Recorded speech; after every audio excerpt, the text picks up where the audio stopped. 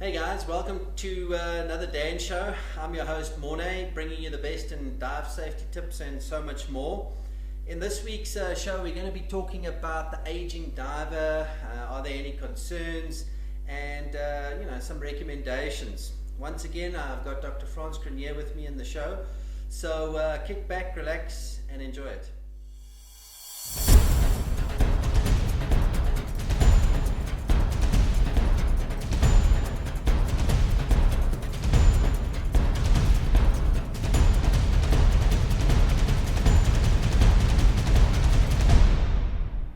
Welcome, Dr. Frans. Hey, Mornay.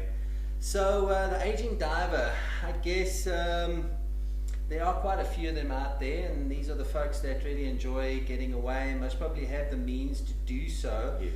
But I guess as we all get older, there are some concerns we need to consider, especially when it comes to diving. It is a lovely sport, but there are some considerations, I guess. Absolutely. Well, age per se is not the problem. It's just that with age, it's more likely to have an underlying medical condition. Yeah. You're more likely to be taking medication. Yeah. And particularly, there is a greater chance that there would be an underlying cardiovascular problem. Now, Okay. if we look at diving fatalities, about 40% of diving fatalities are cardiac related. Okay. So if you put the prevalence of diving fatalities in the same framework as the prevalence of cardiovascular problems as people age, Yeah. then 1 and 1 sort of is 2, and that means that the older you are, the more likely you are to have a cardiovascular issue, and that puts you at risk. So it's not So- necessarily the diving that has a contributing factor towards this, but with aging and all those kind of factors, one needs to take that into consideration. Right. Because you don't want an episode underwater, I guess. Correct. And what we sometimes say is, if you are mowing your lawn and have a heart attack, we don't call it a lawn mowing fatality.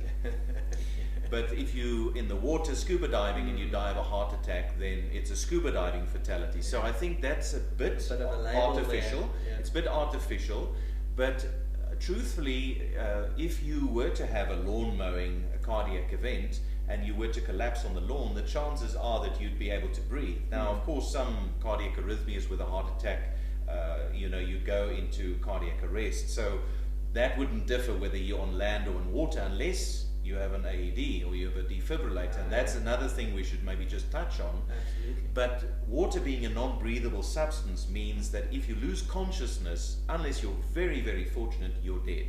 Yeah.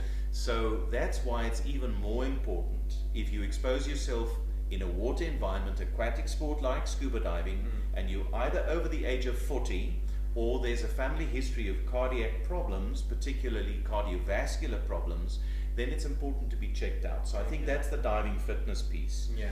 If you have an underlying chronic condition as a function of aging, well, then the condition obviously needs to be considered, and if you're taking medication for it, then it needs to be considered. So the bottom line is call the Dan hotline. Yes. We're all about people diving, so it's really about managing risk rather than saying yes or no. And in the end, divers decide for themselves, unless they're enrolling in a diving program where the dive school or the training agency or the resort would decide. But for the most part, it's really about empowering divers to make the right decisions, particularly as divers age. Well, I guess all the more reason to maintain a healthy lifestyle, Sure, eat correctly, yes, absolutely. stay, fit. I'm not saying that everybody should run a mile every day, but sort of general fitness goes a long way. And I guess as we all get older, this then helps to maintain a healthy lifestyle, healthy body, mind, all the rest, I guess. That's a good point, Mornay, and I think what that touches on is the whole issue of cardiovascular fitness. In previous years, the guideline was that people would need to be able to put out 13 METs. Now, that's a technical term for 13 times your baseline energy output. So you should be able to exercise to the equivalent of 13 times the amount of energy you spend sitting still. Yeah. Now, what does that mean in practice? Well, it relates roughly, and it's a gross approximation, but roughly to a kilometer per hour. In other words, 13 METs is running at 13 kilometers per hour on a treadmill. Now, in reality, there are probably not that many divers that could keep that up for any length of time.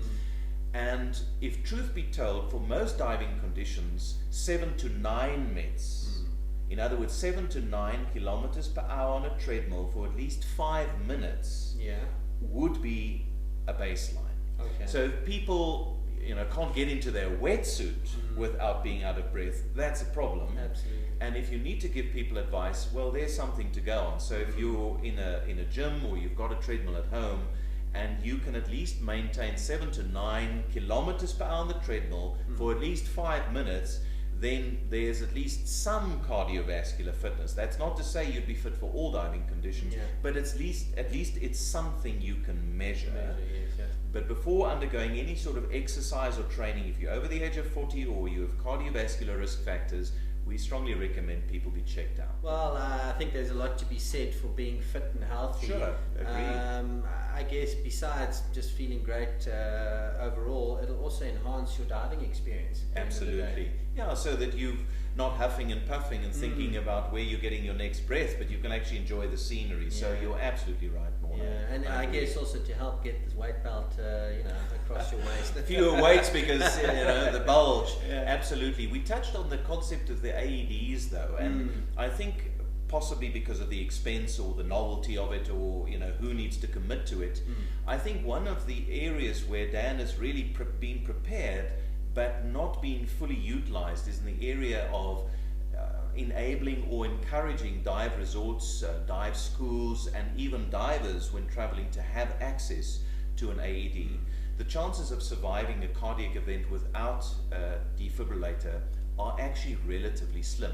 Obviously we train CPR, obviously we would try CPR, but the chances are less that it will be successful if you don't have access to an AED. So it is an investment, and I think dive clubs or people that can pool resources to buy them, the prices are becoming more reasonable. It's really an investment. And if you as an individual, even within the family context, have cardiovascular risk factors, it's really a very good thing to equip the family to use, because it may save your life. It's not like jumper cables that's really for someone else. It could be for you. Absolutely. So I think that's something that people should consider. I think AEDs are a common sight nowadays, around town, if you want to call it that, in buses sometimes, trains, airports, malls, all that kind of stuff, so a good thing. Once again, Dan's got the AED course for those that are keen on learning how to use this kind of equipment. But I think with all the things said, Dan kind of would use this information also to better understand the diving market, I guess, and our members, to better advise them at the end of the day, because by doing some surveys and to sort of get the general trends of what people are doing, we can better understand the conditions they might have, the type of diving they do, and then based on that provide good advice at the end of the day. Absolutely. And then, as you were saying, is the lifestyle side. I always point out that Dan has two ends. There's the club, wellness, fitness, divers having fun together in a sensible way side to Dan. And then there's the hotline, let's help you when you're in trouble side. And we want to keep the balance there, because after all, diving is about adding quality of life. And adding quality of life not only involves preserving life in a crisis, but also appreciating life when things are good. And so Dan is all about quality of life in all its forms.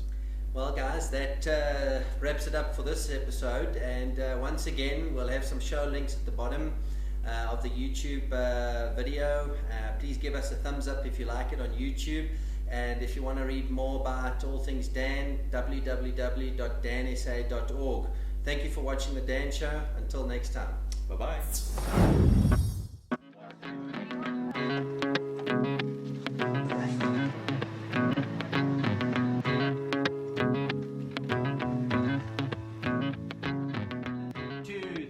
Go! Dan is my